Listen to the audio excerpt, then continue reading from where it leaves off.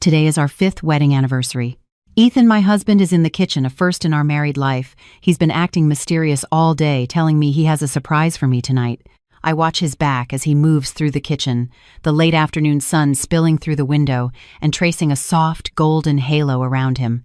He's wearing the navy blue apron I bought him from Williams-Sonoma, a sight so warmly domestic it could be a painting. And yet a dissonant chord strikes somewhere deep inside me. As a senior investigative journalist for the Washington Post, a sensitivity to detail has become less a skill and more an instinct. Ethan, with his long, slender fingers, has always been clumsy in the kitchen. He's the kind of man who complains that chopping onions makes his hands sore. But today, he's ambitiously tackling a 4-course meal, complete with a specially made cocktail he's dubbed the Anniversary Kiss. The atmosphere at dinner is perfect, orchestrated by him with unnerving precision. Candles flicker, soft jazz plays from the Sonos speaker.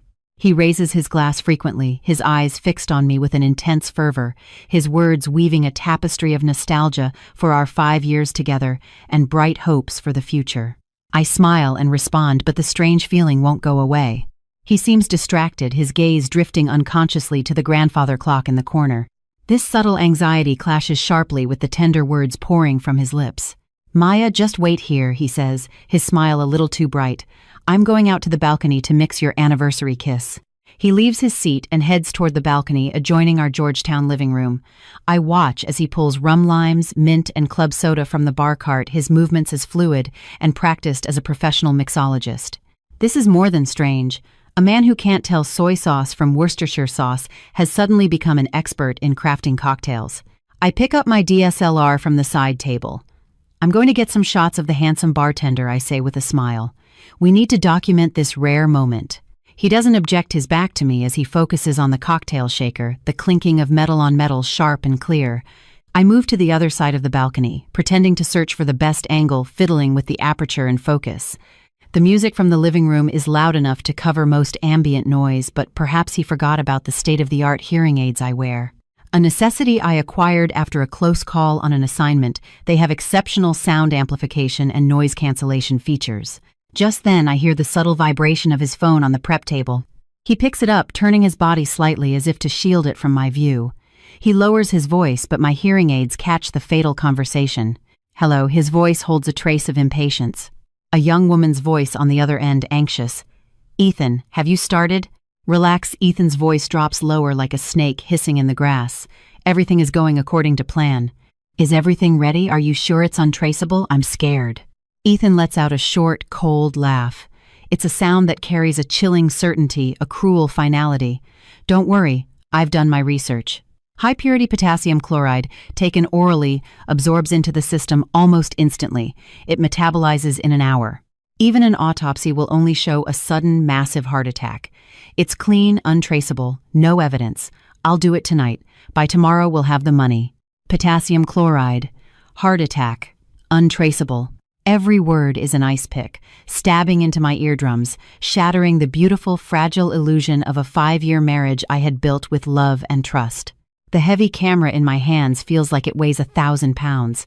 The world through the viewfinder shudders violently.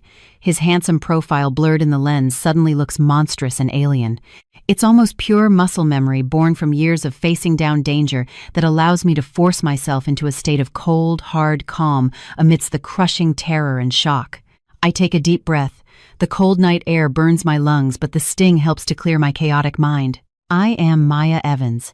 I once went undercover for 6 months inside a multi-level marketing scheme to expose its fraudulent empire. I'm the journalist who broke the story on the Omnicorp financial scandal. I've faced threats and stared down danger, but I never imagined the deadliest trap would be set in the place I call home. And the one holding the knife is the man I've shared my bed with for 1825 nights. I don't scream. I don't confront him. I don't even let a flicker of my inner turmoil show on my face. I quietly put the camera down. Then, with a silent, practiced movement, I press the switch on the recording pen in my pocket. It's a professional habit I've maintained for years. In any uncertain situation, always secure the primary source material.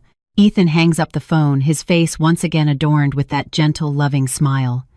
He walks towards me, holding 2 crystal-clear glasses of mojito, each garnished with a sprig of vibrant green mint. "Maya, come and taste my creation." The two highball glasses are identical, the liquid within indistinguishable. He hands one to me and picks up the other. His eyes are fixed on the glass in my hand, a look so intense it's almost greedy. As if it's not a drink but a winning lottery ticket to his perfect future. Oh shoot, I forgot the cocktail napkins.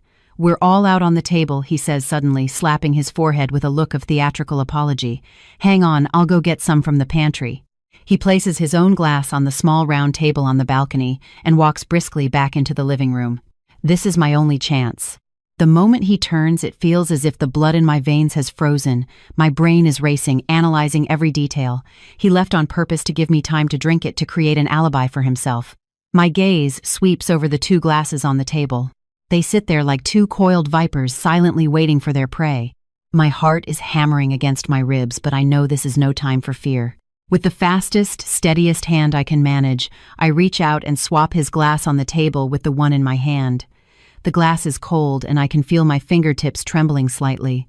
After making the switch, I pull a lens cloth from my pocket and with deliberate speed wipe down the glass he had intended for me, erasing any fingerprints I might have left. The entire process takes less than 5 seconds.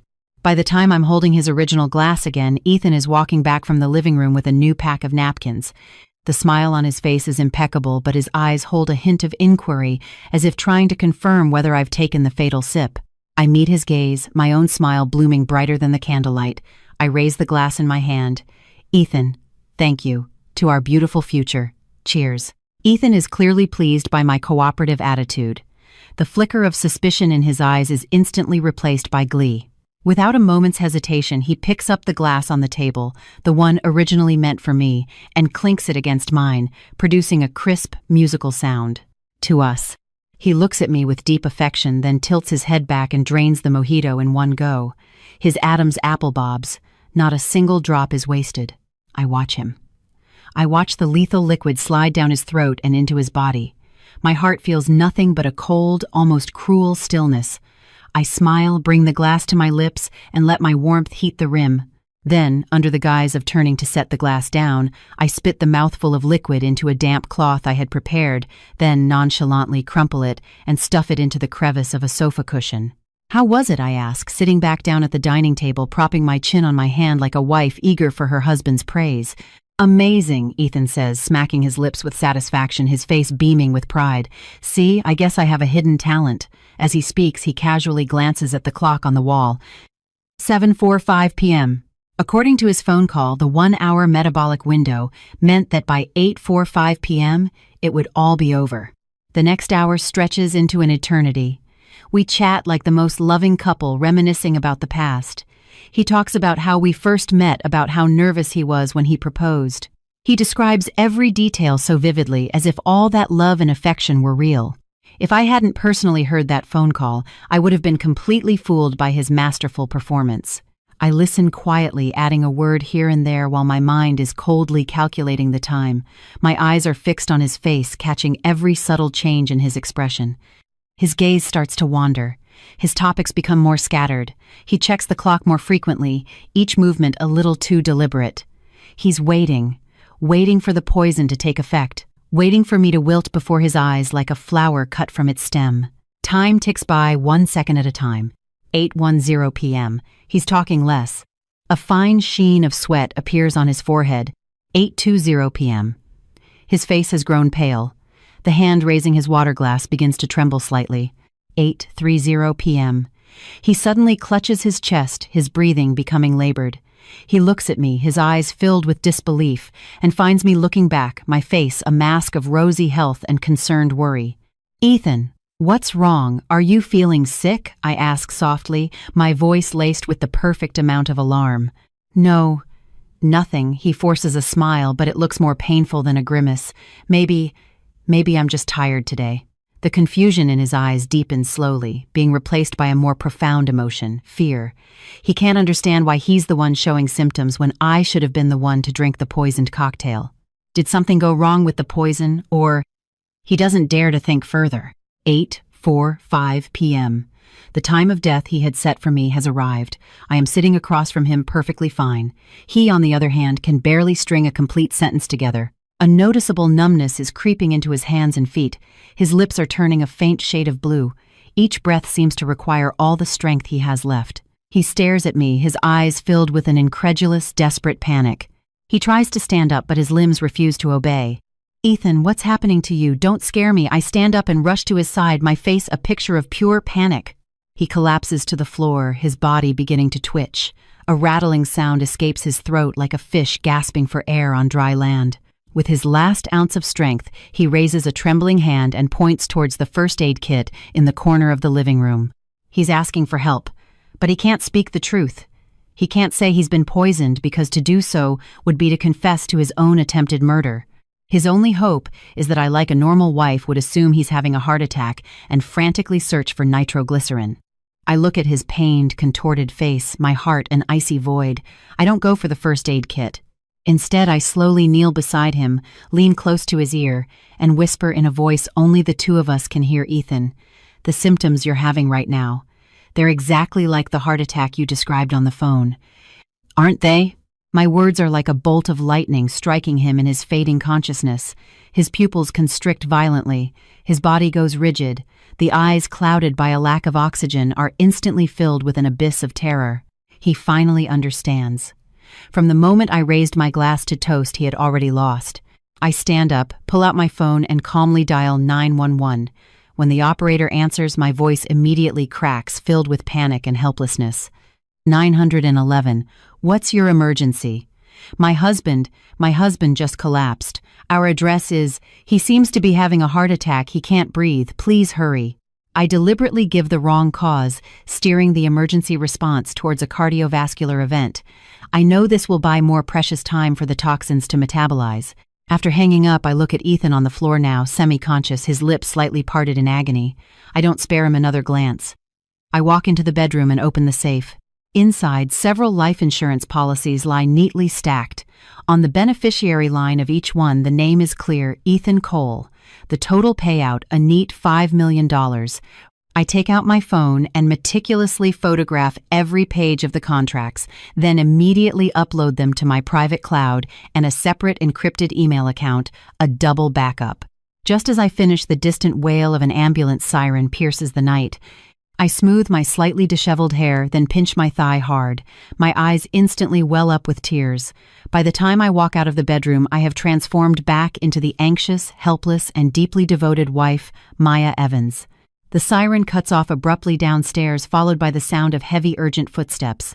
When the knock comes, I rush to the door, my face streaked with tears, my voice trembling with panic. "Paramedics, please help my husband." 2 EMTs rush in, their movements swift and professional. They immediately begin a preliminary assessment on Ethan, checking his blood pressure, heart rate, and pupil response. The lead paramedic, a middle-aged man, asks as he works, "Does the patient have any prior medical history?" "No." "Nothing," I sob, performing the role of a distraught wife flawlessly. "He's always been so healthy. We were just celebrating our wedding anniversary when he just collapsed." I deliberately emphasize the word suddenly, painting the event as completely unforeseen. "You said on the phone you suspected a heart issue," the younger EMT asks. I was just guessing," I say, wiping my eyes with the back of my hand, appearing utterly lost. He was clutching his chest and said he couldn't breathe, and it looked like the heart attacks I've seen on TV. "Please, you have to save him." The lead paramedic frowns. Ethan's vitals are extremely unstable. His blood pressure is plummeting and his heart rhythm is chaotic. He immediately issues an order: "Get the defibrillator ready. Push one of Epistat, we need to move now." They load Ethan onto a stretcher and move quickly towards the door. I grab a jacket and follow closely, crying so hard I look like a woman on the verge of a total breakdown. As the stretcher is lifted into the ambulance, Ethan's eyes seem to flicker open. His clouded gaze lands on me, a mixture of hatred, fear, and a faint, desperate plea for help. He wants to say something, but the lack of oxygen renders him mute. I meet his gaze, my face a mask of endless worry. But as I lean in close under the cover of the ambulance noise, I whisper in a voice only he can hear, "Ethan, hang in there. Once we get to the hospital, the doctors will run every test. I'm sure they'll find out what's wrong." I put extra emphasis on the words, "find out what's wrong." Just as I intended, the last glimmer of hope in his eyes dies, replaced by utter despair. He understands. Once he's at the hospital, once the doctors realize it isn't a simple heart attack, what awaits him is a fate far more terrifying than death. The untraceable, perfect murder he designed for me has now become an inescapable cage locking him firmly inside. The ambulance doors slam shut in front of me. Inside, machines beep alarms, and the paramedics exchange rapid medical jargon. The air is thick with tension. I sit on a small seat in the corner, my hands clenched tightly together, my body swaying with the motion of the vehicle. My eyes never leave the man on the stretcher. I'm not crying. The real tears dried up the moment I heard that phone call. Right now, I am as calm as an observer, a journalist, documenting a scene. I watch them place an oxygen mask on his face, watch a thick needle pierce the back of his hand, watch the IV drip medication into his veins. All of this was meant for me.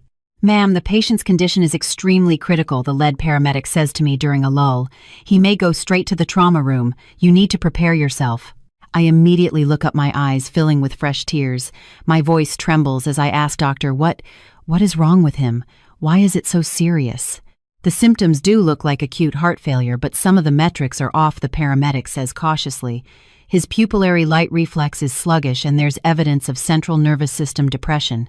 We'll need to run a full toxicology screen at the hospital. A toxicology screen, I repeat, feigning shock as if I don't understand the term. You mean he might have been poisoned?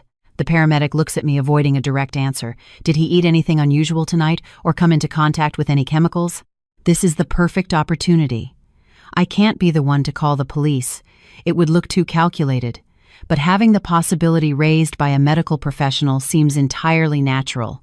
I lower my head, pretending to search my memory. Then, with a hint of uncertainty, I say, dinner was just normal home cooking. Oh, wait. After dinner, he made me a cocktail himself. He called it the anniversary kiss. He had one too. Could it have been the drink? I skillfully slip in the information that he had one too, simultaneously pointing to a potential source of poison while placing myself and him in the same boat as potential co-victims, temporarily clearing myself of suspicion. A cocktail. The paramedic's frown deepens. Did it have complex ingredients? I don't really know. I think there was rum, lime, mint, all very common things, I answer carefully, avoiding any mention of potassium chloride. The paramedic nods, not asking any more questions, but the flicker of thought in his eyes tells me my words have taken root. Once planted, the seed of suspicion will grow in the mind of a professional. He will insist on the most comprehensive toxicology screening. And that is exactly what I want. The ambulance screams into the hospital's emergency bay.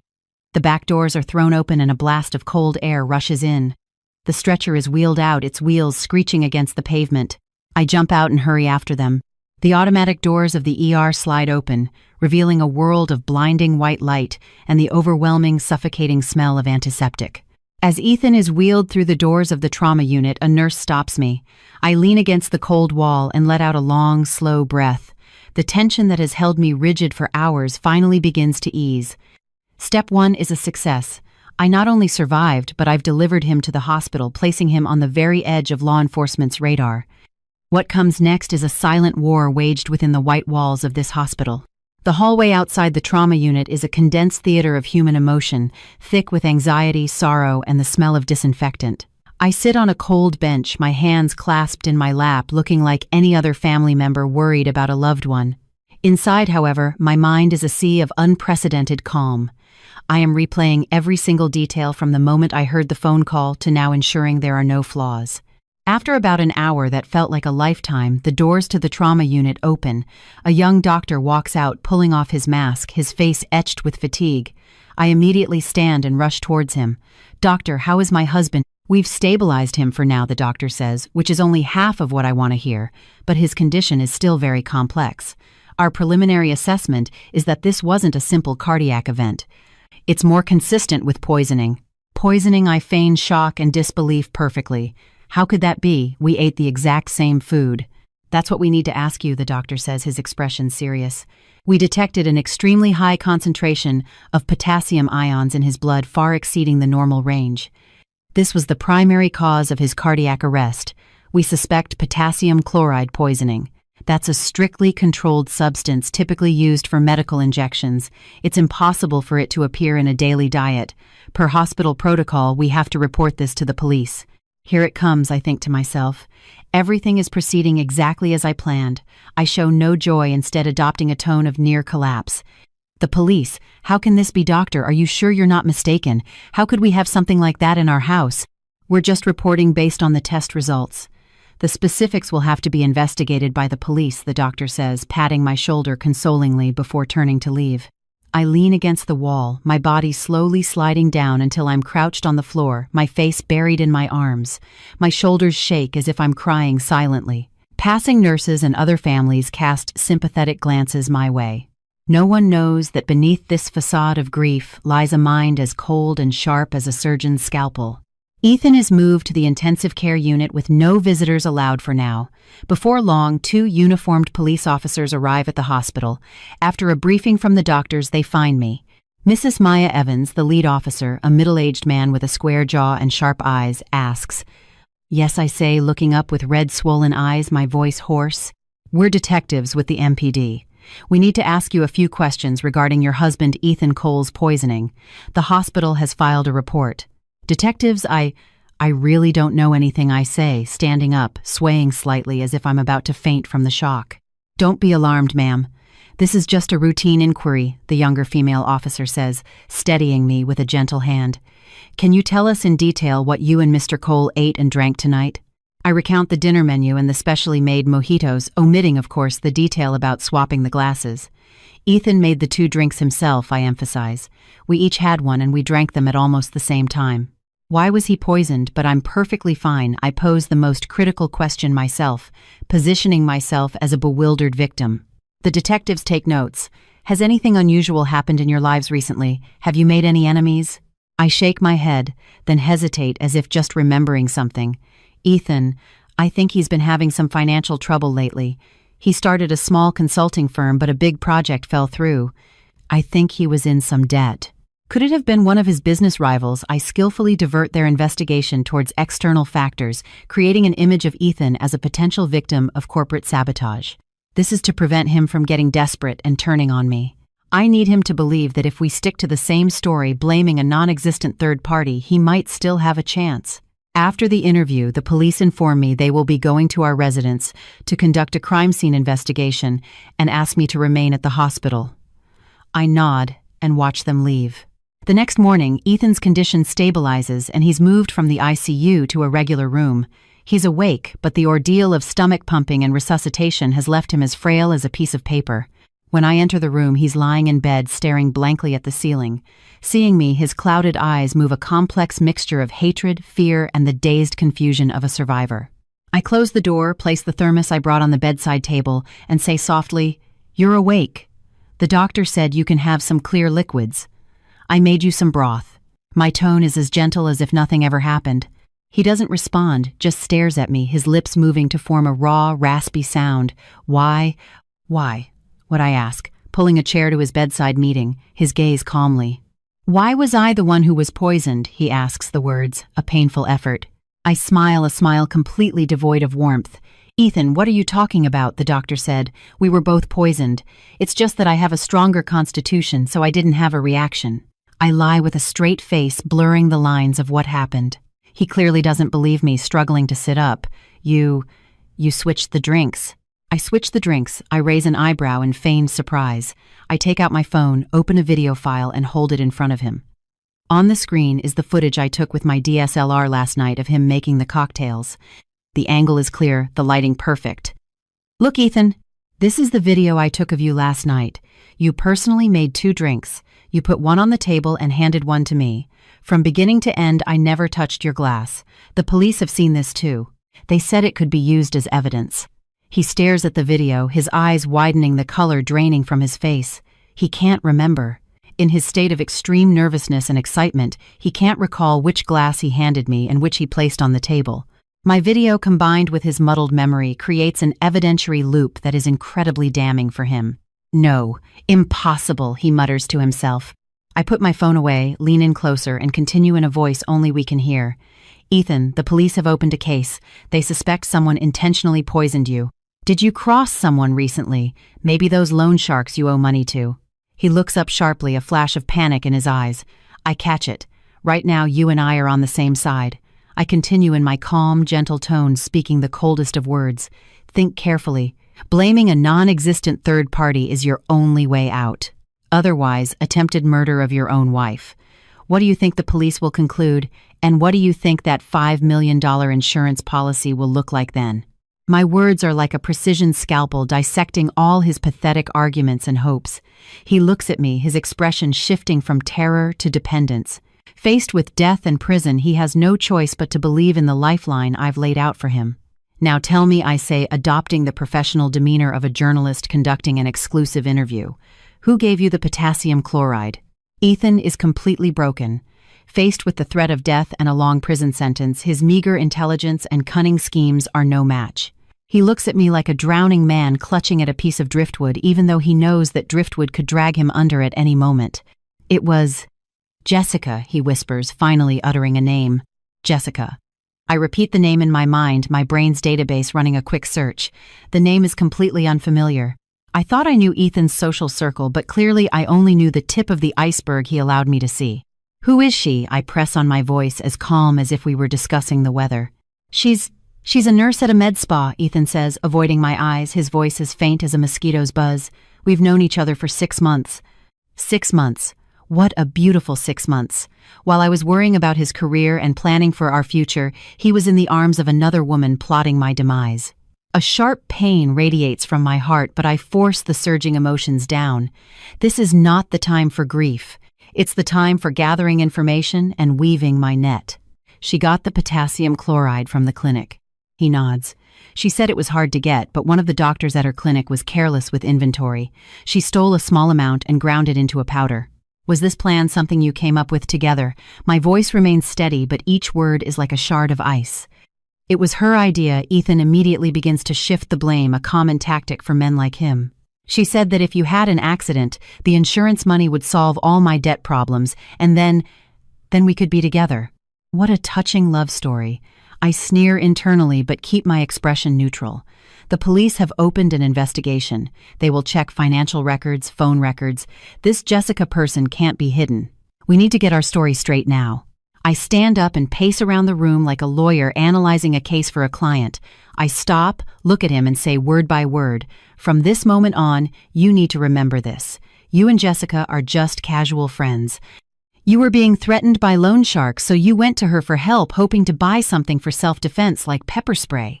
And you were poisoned because one of those non-existent loan sharks snuck into our house without your knowledge and put something in the drinks. The target was you, and I was just lucky. It's a story full of holes, but for now it's the only one that can temporarily distance both of us from the crime. It turns Ethan from a murderer into a victim, and Jessica from an accomplice into an unwitting pawn. And I become the lucky survivor. Ethan looks at me, his eyes filled with gratitude and dependence. Maya, I knew you still loved me. I almost laugh out loud. The word love coming from his lips is the greatest insult. I don't respond to his declaration, merely reminding him coldly, think through every detail of this story. You must answer every one of the police's questions according to this script. One wrong word, and we're both finished. Without another look at him, I turn and leave the room. The moment I'm out, I find an empty corner and quickly type out the contents of our conversation, encrypting it and sending it to my cloud storage. This isn't about trust, it's about evidence. A man like Ethan could turn on me at any moment to save himself. I need a record of him admitting Jessica's existence. That afternoon, the police came to see me again. This time they brought the preliminary findings from the crime scene. Mrs. Evans, we found a small, unlabeled vial at the bottom of your kitchen trash can, the lead detective said, his expression grave. Our lab confirmed that the residual powder inside matches the substance found in your husband's blood. It's high-purity potassium chloride. I immediately feign extreme shock. How is that possible? How could something like that be in our house? We also lifted a clear fingerprint from the vial, the detective continued. We ran it through the database. The print belongs to your husband, Ethan Cole. His words hit me like a bombshell. I stagger back, needing to brace myself against the wall to stay upright. I look at the detective, my eyes filled with pain and disbelief. No, that's impossible. Ethan, Why would he try to harm himself? My performance is flawless. A devoted wife, shocked, grieving, and in complete denial upon learning her husband might have attempted suicide. We haven't ruled out that possibility, the female officer said, observing my reaction.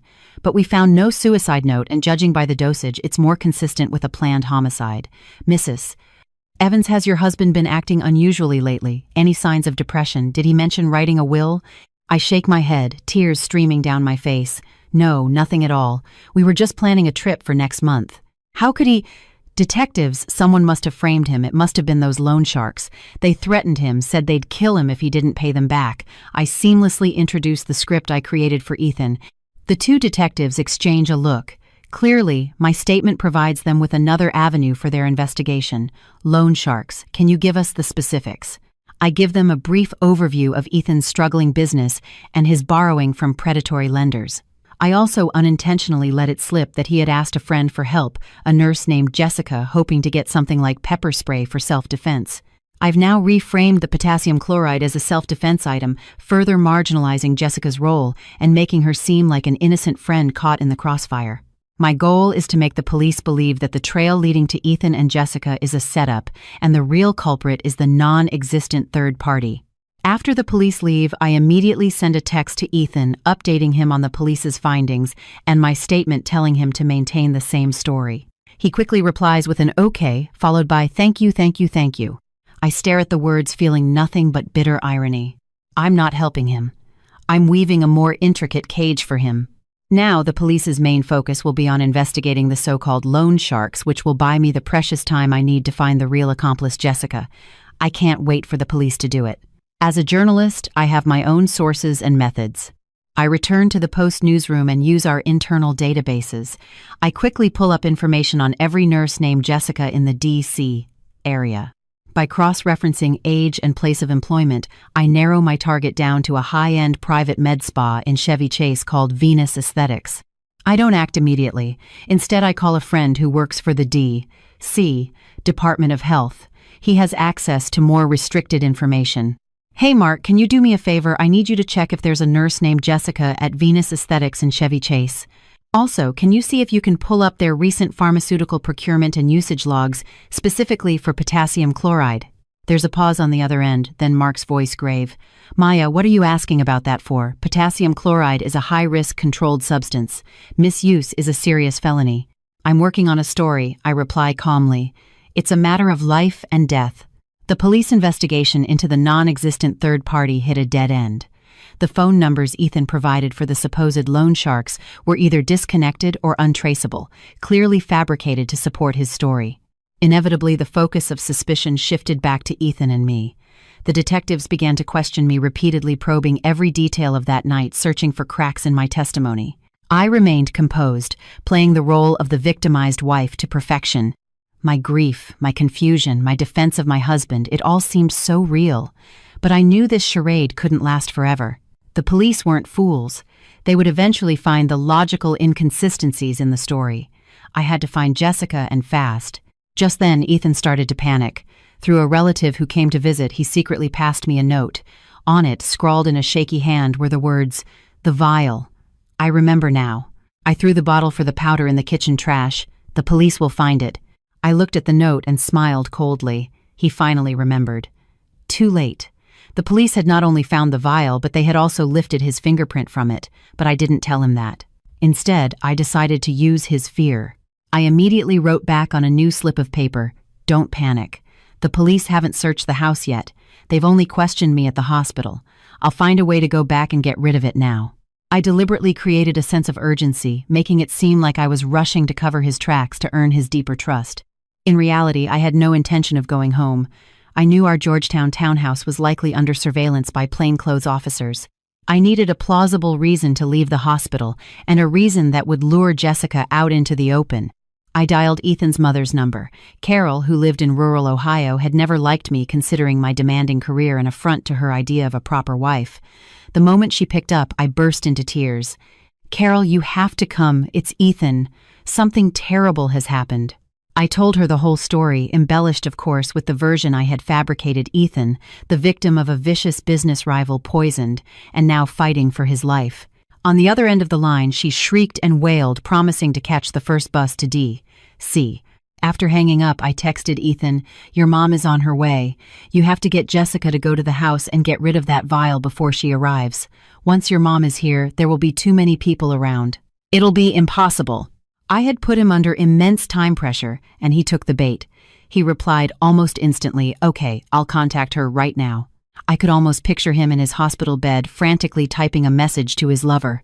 Meanwhile, I was on my iPad, calmly watching every word he typed appear on my screen, thanks to a cloud-syncing keylogger I'd installed on his phone months ago for a story I was working on. "Jess, I need your help. The vial with the powder is still in the kitchen trash at my place. The cops could search it any time. You have to go get it and dispose of it immediately. The address is..." The spare key is under the doormat. The message sent, I didn't intercept or delete it. In fact, I wanted Jessica to hurry.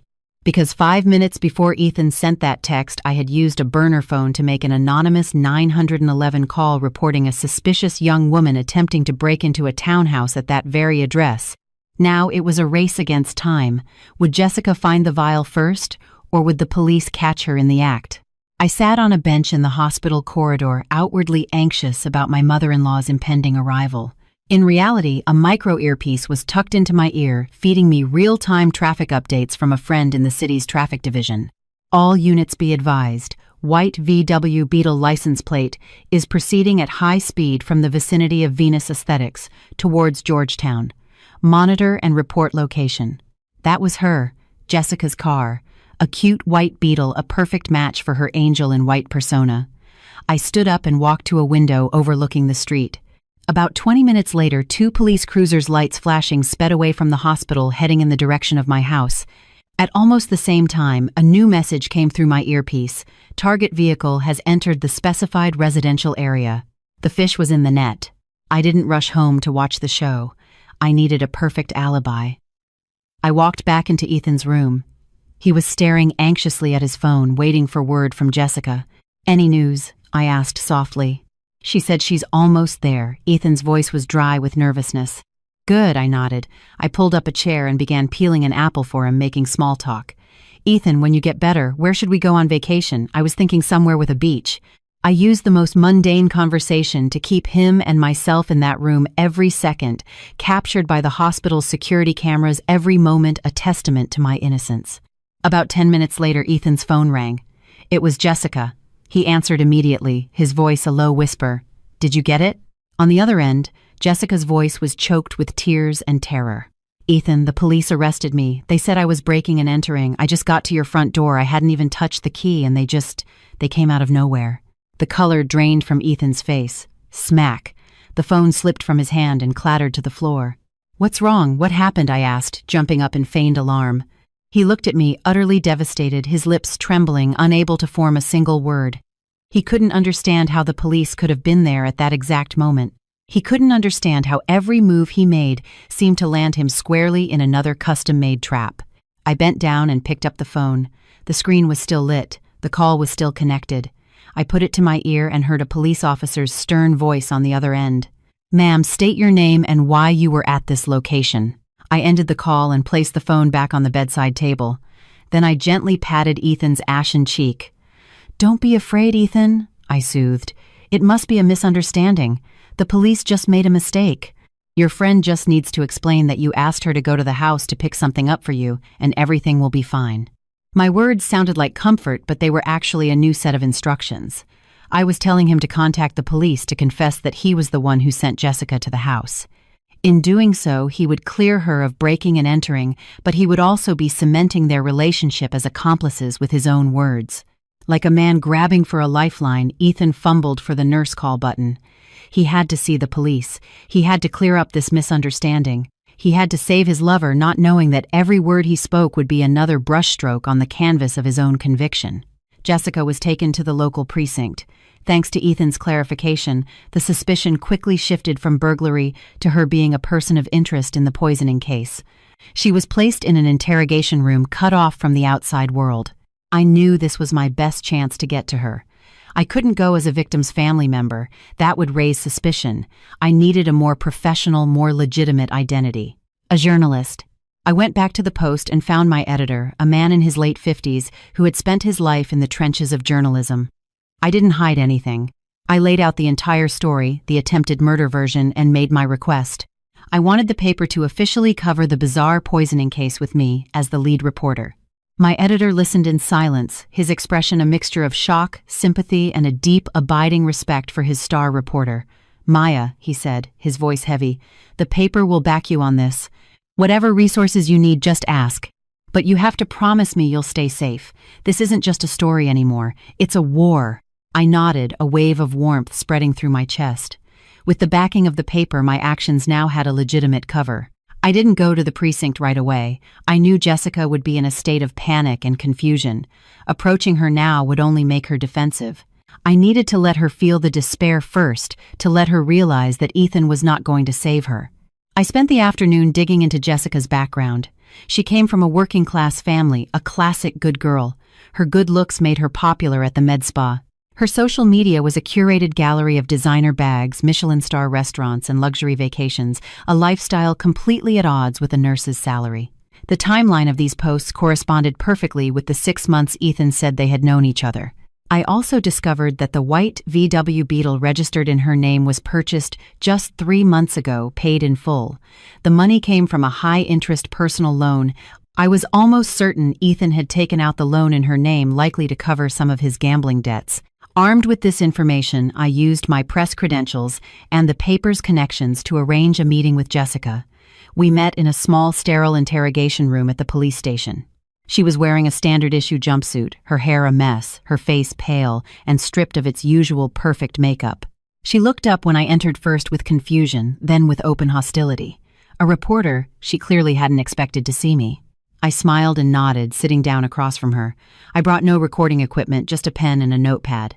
I didn't start with questions. Instead, I spoke in a sympathetic tone like a concerned older sister. "Jessica, don't be nervous. I'm not here to interrogate you. I just want to hear your story. As a woman, I'm just curious what brings a person to a place like this." My opening clearly caught her off guard, her defenses lowered slightly. "I have nothing to say," she mumbled, looking down. Really, I didn't push. I shifted topics. "I saw your Instagram. You have a very glamorous life. That new season Chanel bag is impossible to get. And that sushi place you went to last week, the tasting menu there is astronomical. Ethan must treat you very well." At the mention of his name, her body tensed. I continued, my voice calm and even. "He must have promised you a lot, right? That he would divorce me and marry you, that once he got the insurance money, you two could run away together, leave all your money worries behind." Every sentence was a targeted strike at her deepest vulnerabilities. Her face grew paler and her lips began to tremble. That's what he said," she finally admitted, her voice laced with a bitter resentment. "And you believed him?" I looked at her, my eyes filled with a sad pity. "You believed he would kill his wife of 5 years for you, Jessica. You're an educated woman. Don't you know that if a man truly loves you, he will clear a path to be with you honorably? He won't ask you to hide in the shadows and use the filthiest, most despicable means to take another woman's life and place."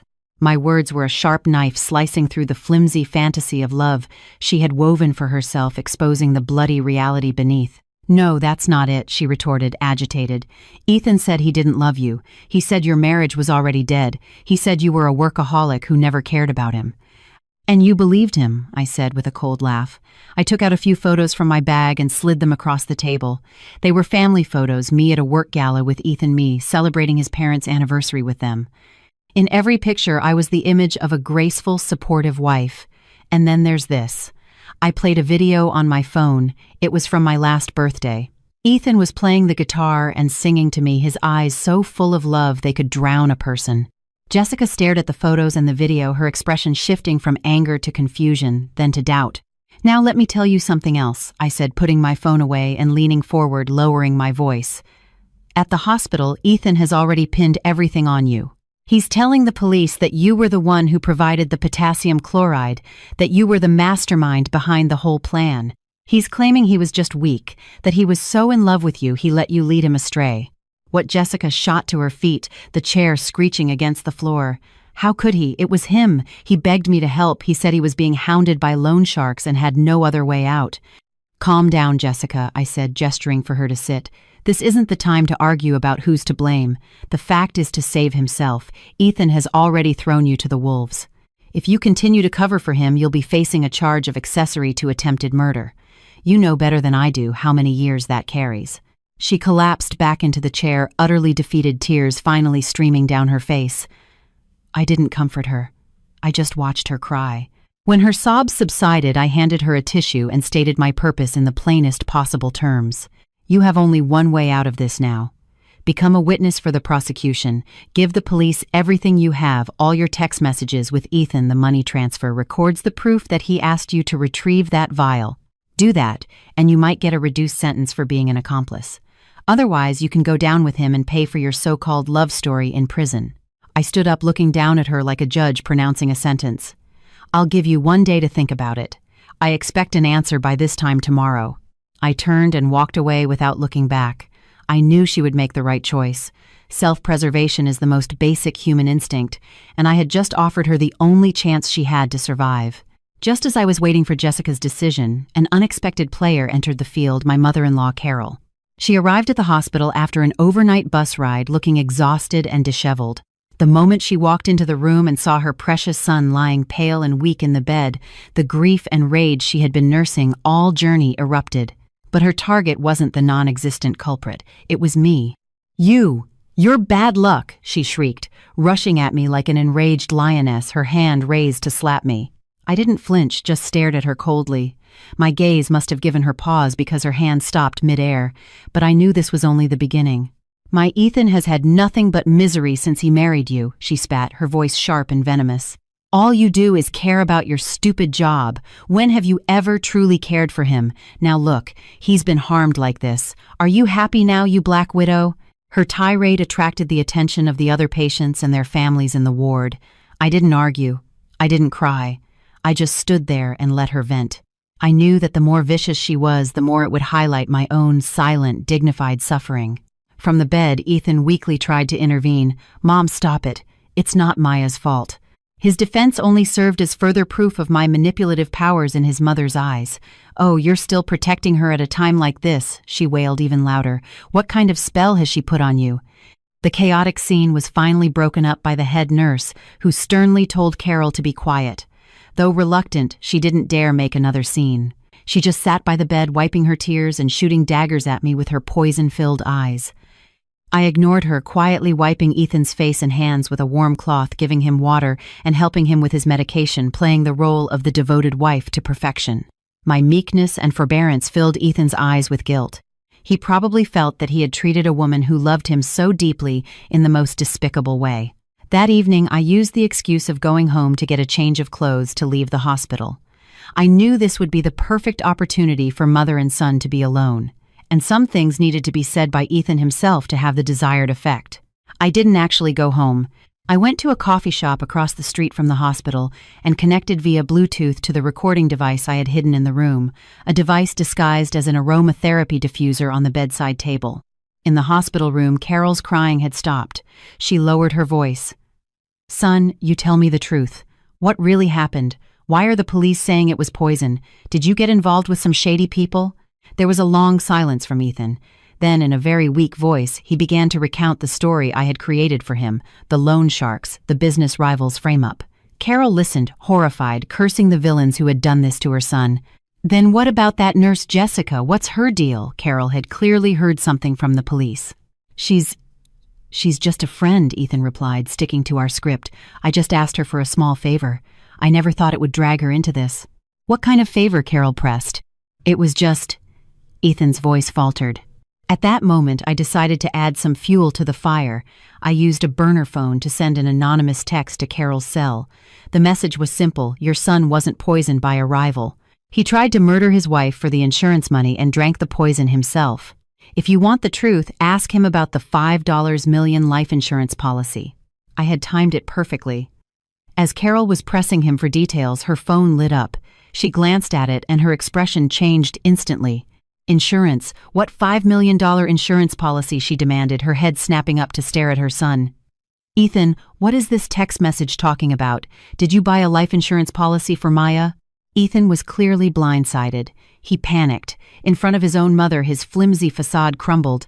"Mom, don't believe it. Someone is just trying to cause trouble," he pleaded weakly. "Cause trouble," Carol's voice became shrill. "Did you buy the policy or not? Tell me the truth." Under his mother's relentless questioning, Ethan finally broke. He stammered, admitting the policy existed but insisting it was just normal financial planning. But once the seed of doubt was planted, it grew with ferocious speed. Carol was not a stupid woman. She was shrewd and selfish. She immediately connected the dots: poison insurance, the bad luck daughter-in-law. She arrived at a conclusion that terrified even herself. "Ethan," she gasped, grabbing his arm, her voice trembling. Did you try to arrange an accident for your wife to get the money to pay off your debts?" Ethan was stunned by his mother's accusation. He couldn't believe she had so accurately guessed his motive. Seeing the silent admission on her son's face, Carol's expression showed no horror, no condemnation. Instead, her eyes began to gleam with a greedy, excited light. She leaned in close, her voice dropping to a conspiratorial whisper. "Oh, you foolish boy. Why would you do something like this yourself? You should have told me. Your mother has ways. I could have made sure she got sick and died, or had an accident, all looking perfectly natural. No one would have ever found out." Hearing that I turned off the recorder, a chill that had nothing to do with the air conditioning crept deep into my bones. I had always thought my mother-in-law was merely petty and selfish. I never imagined that such a monster lurked beneath the surface. They were cut from the same cloth. I didn't release the recording immediately. This piece of evidence was even more damning than Jessica's testimony. It not only proved Ethan's motive for murder, but also implicated his seemingly innocent mother. This was my trump card, and I would wait for the most critical moment to play it, to deliver the final devastating blow to them both. Now, all the pieces were in place. All I needed was for Jessica to make her move. The next morning, I got a call from my lawyer. "Miss Evans, Jessica is ready to cooperate." Jessica's psychological defenses were weaker than I thought. After 2 sleepless nights in a holding cell, faced with the despair of being completely abandoned by Ethan, she broke. She chose to save herself. She gave a full confession to the police, handing over all her chat logs and money transfer records with Ethan. It was a damning record. Starting 6 months ago, Ethan had ensnared her with sweet talk and luxury gifts. He painted a beautiful picture of their future, promising to take her abroad to start a new life as soon as the insurance money came through. The chat logs showed them discussing various accident scenarios in detail, from a staged car crash to gas poisoning, before finally settling on the high-success, low-traceability option of potassium chloride. Ethan's counter-surveillance skills were clearly learned from cheap detective novels. He had even searched online for how to commit the perfect murder and sent links to Jessica. All of it became irrefutable evidence against him. Even more damning, Jessica provided an audio recording she had secretly made of a phone call. It was Ethan telling her to dispose of the vial. In the call, Ethan's voice was clear. "Don't worry. Once Maya is dead, all our problems will be solved. Her job as a journalist has made her plenty of enemies. The police will just think it was retaliation." When the police presented this mountain of evidence to Ethan in his hospital bed, the mask of innocence he had been wearing was finally torn to shreds. His face turned from pale to ashen. He knew it was over. But a cornered animal is the most dangerous. Realizing he had no way out, Ethan made the most desperate and foolish decision of all. He turned on me. He told the police that the entire thing was a setup orchestrated by me. He claimed that I had discovered his affair with Jessica and in a fit of jealous rage staged the entire poisoning to frame him, ruin his life, and take all their marital assets. He even fabricated details. Those 2 drinks, he claimed, I was the only one who touched them from start to finish. "She knows I love mojitos, so she deliberately poisoned one of them and tricked me into drinking it. She's a journalist. She knows how to manipulate public opinion, how to lead the police. You've all been played by her." The accusation was absurd, but my very competence and composure gave it a sliver of plausibility. A normal woman, upon discovering her husband's murder plot, would have panicked. She wouldn't have calmly recorded evidence, switched drinks, and expertly steered the investigation. My perfect victimhood in a twisted way became a weapon he used against me. Soon, sensationalist posts began to appear online. Famous journalist scorned poisons, cheating husband, inside the mind of a media black widow. The lurid headlines paired with my work photos and personal pictures spread like wildfire. A vocal minority swayed by the narrative began leaving hateful comments on my social media accounts. The post's phone lines were jammed. My editor was under immense pressure. There was talk from the higher-ups about suspending me to quell the public relations storm. I was facing an unprecedented crisis. The war had moved from the quiet hospital room to the public square. Ethan was trying to destroy my career, my reputation, to cause my social death. I locked myself in my office for a whole afternoon. I didn't read the vicious comments. I didn't call my lawyer to issue a statement. I knew that in the heat of public outrage, any defense would be futile. What I needed was not an explanation, but a more powerful, more devastating counterattack. I opened my laptop and began to organize all the evidence I had. First, the original audio from the recorder pen of Ethan's first call with Jessica on the balcony, the initial proof of his murder plot. Second, the recording of me manipulating him into admitting Jessica's existence in the hospital room. Third, the recording from the aromatherapy diffuser of his conversation with his mother about how to make a daughter-in-law die accidentally. Fourth, documents I had obtained through my sources detailing Ethan's gambling debts in Atlantic City and the loan agreements he had with several predatory lenders, a sum large enough to drive him to desperate measures. Fifth, a complete record of all the transfers and receipts showing him using our joint funds to buy luxury goods for Jessica and pay her rent. I organized everything meticulously, creating a clear, chronological, and unbreakable chain of evidence. By the time I finished, night had fallen. I didn't turn the evidence over to the police, nor did I immediately release it online. The battlefield of public opinion required a perfect moment for detonation. I would wait. I would wait for Ethan and the forces behind him to push this farce to its absolute peak. Sure enough, the next day, an even more explosive exposé appeared online. Written from the perspective of an insider, the article detailed a fabricated version of how I poisoned Ethan. It even included forged chat logs and medical documents painting me as a cold, calculating monster. At the end of the article was a link to a GoFundMe, calling for donations to help poor, victimized Ethan with his medical and legal bills. I looked at the article and smiled. The time had come. I didn't release the story myself. Instead, I gave everything I had, my entire meticulously organized dossier of evidence, as an exclusive to the New York Times, our paper's biggest rival.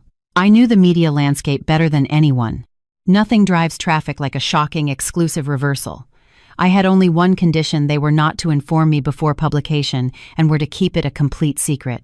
After sending the files, I turned off my phone, brewed a cup of tea, and sat by the window. Outside, the city lights twinkled. I knew that just before the dawn comes the deepest darkness, and I was ready for the storm. The in-depth report from the New York Times landed like a nuclear bomb the next morning. The headline was simple and direct: a journalist's confession, how I survived my husband's anniversary poison plot. Written in my own voice, the article laid out the entire sequence of events with cold, journalistic precision.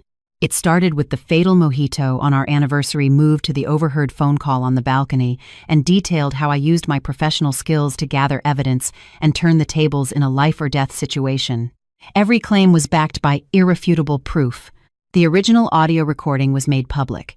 Ethan's voice saying, "Don't worry, it metabolizes in an hour," untraceable, was a dagger through the heart of his lies. The screenshots of his chat logs with Jessica, filled with cold-blooded planning, were laid bare. The chilling conversation between him and his mother in the hospital room discussing how to make me disappear exposed the family's deep-seated malevolence to the world. The markers from Atlantic City, the high-interest loan agreements, the receipts for gifts lavished on his mistress, every piece of evidence was a heavy brick, demolishing the victim persona he had so carefully constructed. At the end of the article, I included a personal statement. As a journalist, my duty is to seek the truth. In the past, I sought it for the public. This time, I sought it for myself. I was not killed by that poisoned glass, and I will not be destroyed by this campaign of lies. I have faith in the law, and I have faith in justice. It may be delayed, but it will not be denied. The story created a tidal wave. The internet exploded. The same people who had been vilifying me the day before reversed course completely. The public comment sections filled with rage, shock, and sympathy. Holy splayed. This is a real-life Gone Girl. That man and his mother are pure evil, absolutely chilling. I can't even imagine. The person you sleep next to wants to murder you. All respect to Maya Evans. That level of composure and strategic thinking is incredible. A masterclass in survival. And that mistress Jessica is no better. Willing to help kill someone for money. The slanderous article and the pathetic GoFundMe page became national laughingstocks. The blog that published it was quickly exposed as a front for a shady PR firm hired by one of Ethan's cousins. The police called the Post almost as soon as the article went live. They were displeased that I had released key evidence to the public, but they had to admit that it had provided them with a decisive advantage. I was called back to the station. This time I wasn't met by detectives, but by the deputy chief of police. He looked at me with a complex expression. "Miss Evans, you are truly one of a kind." I said nothing, simply handing over all the original evidence, including the recorder pen. "Everything I did was in self-defense," I said calmly. "I trust that the police will ensure a just outcome." With this perfect chain of evidence, the police investigation moved swiftly. They immediately audited Ethan's finances, confirming the gambling debts and loans. They obtained security footage from the med spa showing Jessica stealing the potassium chloride. With physical evidence, witness testimony, and clear motive, everything was in place. Faced with irrefutable proof, Ethan and his mother's psychological defenses collapsed. During another interrogation, Carol, in a bid to get a lighter sentence, confessed an even more horrifying detail. She had entertained the idea of getting rid of me long before Ethan did. She had purchased some toxic herbs from a quack healer back in Ohio, intending to slowly poison my food over time, making it look like a long illness. She only abandoned her plan because Ethan came up with the insurance scheme first. They were all monsters. Not a single one was innocent. From the day I married into that family, I had walked into an elaborate trap. They were never interested in me as a person, only in the social status my career afforded them and the financial windfall my death would bring. A wave of retroactive fear washed over me, followed by a profound sense of gratitude. Gratitude for the professional instincts that had alerted me to the danger and for the composure that had allowed me to make the right moves when it mattered most. The investigation was drawing to a close. Ethan, Carol, and Jessica were all in custody awaiting trial. I could finally breathe. I took an extended leave of absence from the Post and went back to my parents' home in the quiet suburban town where I grew up. It was the only safe harbor I had left. My parents didn't know the full gruesome details, only that I was getting a divorce. They didn't press me, just quietly cooked my favorite meals and sat with me in the evenings. One night, as my mother and I were sitting on the porch, she took my hand. "Maya," she said softly, "no matter what happens, you always have a home here." Looking at the new strands of gray in her hair, I finally broke down and cried. It was the first time I had truly cried since it all began. Not out of fear or sadness, but because in the cold, desolate wasteland of what my life had become, I had finally found a flicker of pure, unconditional warmth again. Under the combined pressure of public opinion and the police investigation, Jessica, desperate to secure a plea deal, requested a face-to-face confrontation with Ethan at the hospital. The police agreed. It wasn't just a confrontation, it was a final judgment designed to shatter what was left of Ethan's psychological defenses. As the primary victim, I was allowed to attend, accompanied by detectives. When I walked back into that familiar hospital room, Ethan looked even more haggard than before. Dressed in a standard-issue jumpsuit with his hands cuffed, he was curled up on the bed like a frightened animal. When he saw me and Jessica enter, flanked by 2 officers, the last bit of light in his eyes died. Jessica looked at the man she had once risked everything, for her eyes filled with disappointment and hatred. "Ethan," she began, her voice cold and devoid of emotion, "are you going to keep pretending?" Ethan didn't look at her, burying his head lower. "You said you loved me," Jessica continued, her voice clear and steady in the quiet room.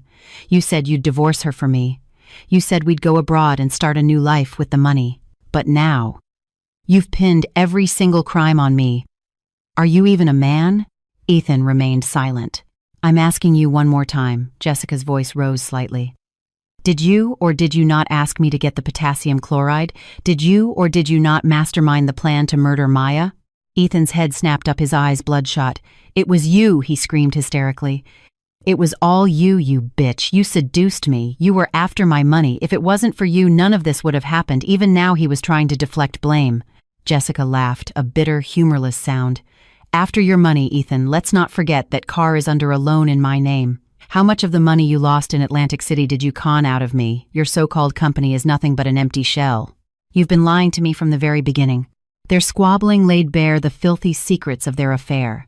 I stood by silently, a true observer. Only when there was a lull in their accusations did I speak. "Ethan," I said softly. My voice was quiet, but it carried a weight that instantly silenced the room. He turned to me, his eyes filled with a venomous hatred. I ignored it and looked at him calmly, asking the one question I needed an answer to for myself. Was there ever a single moment when you felt anything real for me? It was the final post-mortem on my 5 years of marriage. He stared at me, then burst into manic laughter, tears streaming from his eyes. Real feelings, Maya, don't flatter yourself. From the day I married you, I was only interested in the prestige of your name. I thought you could help me get investors, expand my network. But you, what can you do besides write a few stupid articles? You were a tool, and when that tool stopped being useful, of course I had to find a new one. His words were a poisoned dagger twisting into the part of me that had once been softest. Even though I already knew the truth, hearing him say it aloud, the complete negation of my love, the confirmation of my utility, was a suffocating humiliation. But I didn't break. I simply nodded. I reached into my bag and pulled out my wedding ring. You're right. I was a tool. I walked to his bedside and placed the ring on the nightstand. And now this tool is buying her freedom. Ethan, we are done.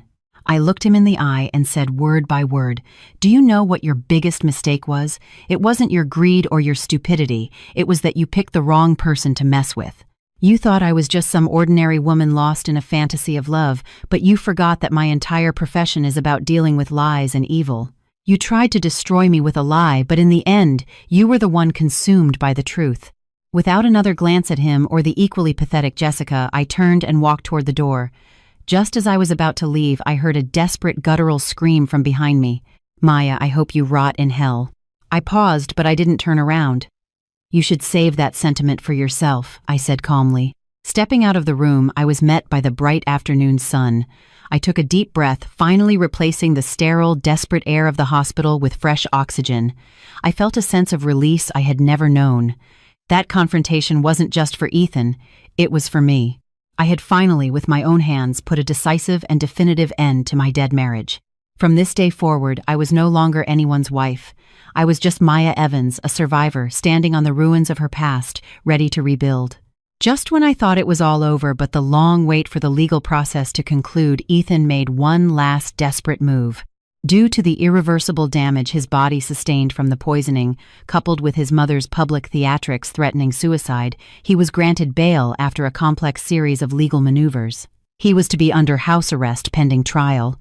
When my lawyer told me the news, my first reaction wasn't anger, but a cold, sharp sense of alarm. A cornered snake is unpredictable. He had nothing left to lose: reputation, career, money, love, all gone. For a man like that, the only thing left might be the desire to drag me down to hell with him. My lawyer shared my concern. Miss Evans, you must be extremely careful during this time. Don't go out alone. Reinforce the security at your home. Ethan's mental state is highly unstable. I took his advice. I didn't return to my townhouse. The Post arranged for me to stay in a high-security corporate apartment. A car service with a trusted driver took me to and from work, and I carried a panic button at all times. But I had still underestimated Ethan's madness. He vanished. He never showed up at his designated residence for house arrest. He contacted no friends or family. He was a ghost lurking somewhere in the city, waiting for the perfect moment to strike. The constant invisible threat was more suffocating than any open confrontation. He finally appeared on a dark, rainy night. I had been working late on an urgent story. As the car pulled into the underground garage of my apartment building, my driver, a sharp-eyed Army veteran, noticed a black sedan parked near the entrance engine running. The windows were heavily tinted. "Something's not right, Miss Evans," he said, his voice tense. "Stay in the car." He immediately radioed the paper's security team and dialed 911. At that exact moment, the black sedan roared to life, charging directly at us like a maddened bull. "Hold on," my driver yelled, wrenching the wheel. We narrowly avoided a head-on collision, but the side of our car screeched against his, the sound of tearing metal deafening. The sedan then swerved, blocking our path completely. The driver's door flew open. A man in a baseball cap and a face mask jumped out, a long, gleaming knife in his hand. Even with the disguise, I recognized him instantly. Ethan. His eyes were bloodshot, filled with a terrifying, destructive rage. "Maya, get out of the car," he screamed, hammering the hilt of the knife against my window. Spiderweb cracks instantly appeared on the safety glass. My blood ran cold. I never thought he would be so brazen, so violent.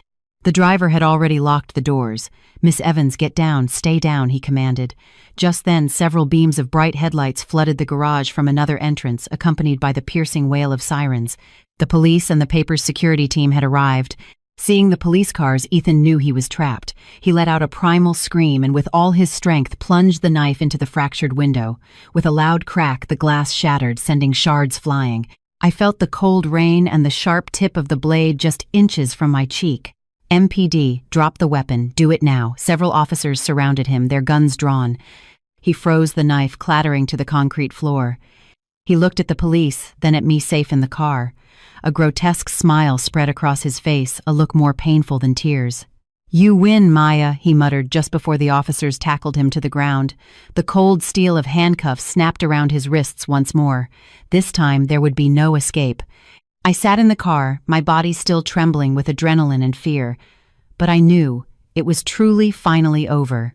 His last desperate attack had not only failed to harm me, but it had also added the final irrefutable charges to his indictment: assault with a deadly weapon, attempted murder, a fugitive, a violent offender caught in the act. The long, terrifying nightmare had reached its conclusion on this dark and stormy night. The day of the trial finally arrived. I sat at the plaintiff's table, flanked by the city's top legal team hired by the Post. At the defendant's table, Ethan, Carol, and Jessica sat in their prison-issue jumpsuits, pale and defeated. Ethan's eyes were empty, hollowed out. Carol, however, stared at me with pure, unadulterated hatred, as if I were the one who had ruined her family. The trial itself was a formality. The evidence was overwhelming. The prosecutor played the decisive audio recording in the silent, solemn courtroom. Ethan's voice, cold and clear, echoed through the chamber. "Metabolizes in an hour. Untraceable." A gasp went through the gallery. One by one, the chat logs, the recording of Carol, and the security footage of Ethan's final violent attack were presented. His lawyer's attempts to argue for a crime of passion or temporary insanity were systematically dismantled. Ethan himself remained silent, offering no defense. Carol, however, provided the final bit of courtroom drama. When asked if she pleaded guilty, she became hysterical, pointing a trembling finger at me. "It was her. It was all that witch's fault. She drove my son to this. She's a curse." Her outburst earned her nothing but a swift removal by the bailiffs, her curses echoing as she was dragged from the room. The most dramatic moment came from Jessica. Citing her cooperation and deep remorse, her lawyer pleaded for leniency. During her final statement, she tearfully apologized to me. Then she pulled a folded piece of paper from her pocket. "An ultrasound. Your Honor, I'm pregnant," she sobbed. "The baby is Ethan's. For the sake of my child, I'm begging you for a chance to start over." The courtroom erupted in murmurs. Ethan looked up, his face a mask of disbelief. Even I was taken aback.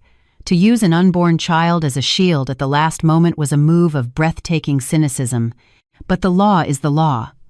After a brief recess, the judge delivered the verdict.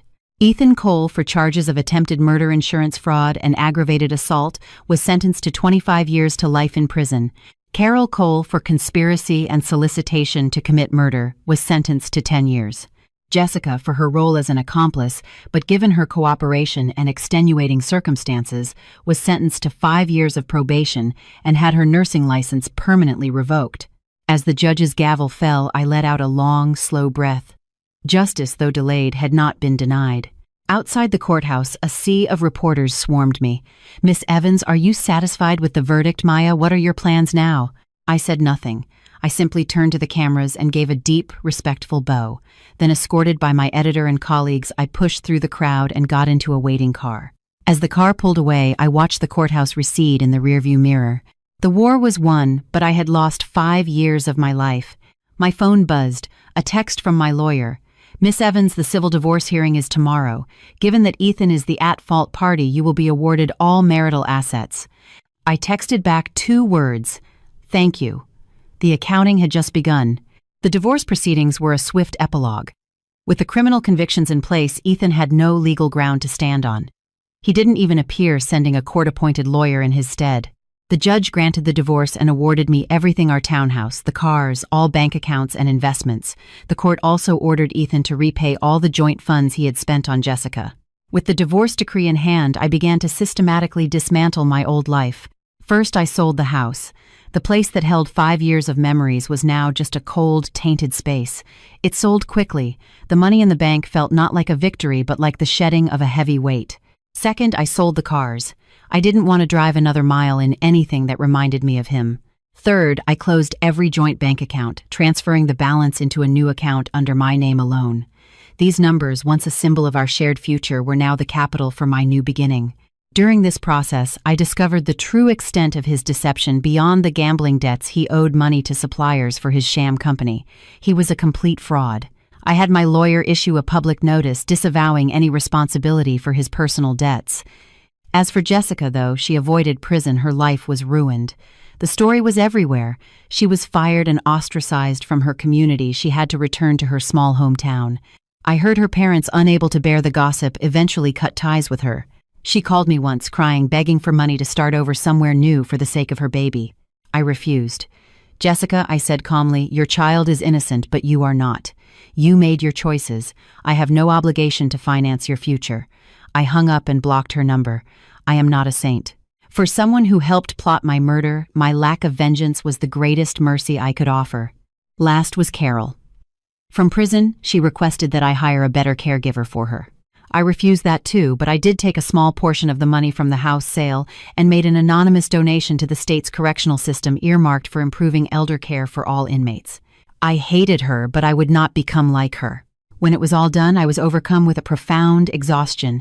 I had won a long, brutal war, but I was covered in scars. I submitted my resignation to the Post. My editor tried to convince me to stay, telling me my fame was at its peak.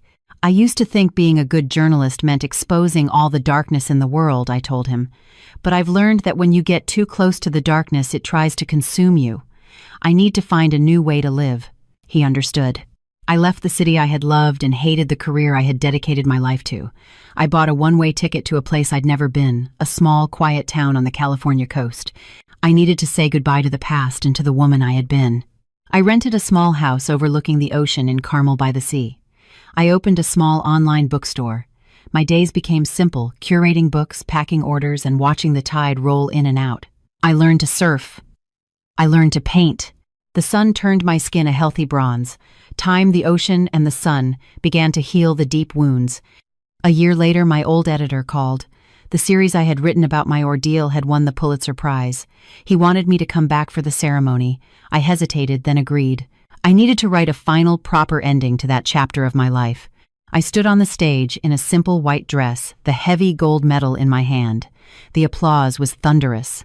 I didn't read my prepared speech. Instead, I just looked out at the audience and spoke from the heart. A year ago, I thought my life was over. But standing here today, I want to say to anyone who has ever faced betrayal, who has ever been lost in the darkness, never give up hope. Never lose the capacity to love and be loved. When you find the courage to walk out of the abyss, you will find that the world is far more beautiful and welcoming than you ever imagined. This story was my last as Maya Evans, the journalist. But it is the first chapter for Maya Evans, the person. Thank you. After the ceremony, I left the Pulitzer in the Post's trophy room and quietly went to the airport. As I was boarding the plane back to my new life, a text message arrived from my lawyer. It was brief. Jessica's baby was born. A paternity test proved Ethan was not the father. I stared at the message for a long moment, then a small, sad smile touched my lips. I deleted it. Their lives built on lies and calculations had nothing to do with me anymore. The plane took off, and the city lights below shrank to tiny, glittering specks. I leaned against the window, watching the clouds drift by in the bright, warm sun. A song I loved played softly through my headphones, its melody light and free. I closed my eyes and hummed along. My new life, my exclusive story, was just beginning. And this time the only reader would be me.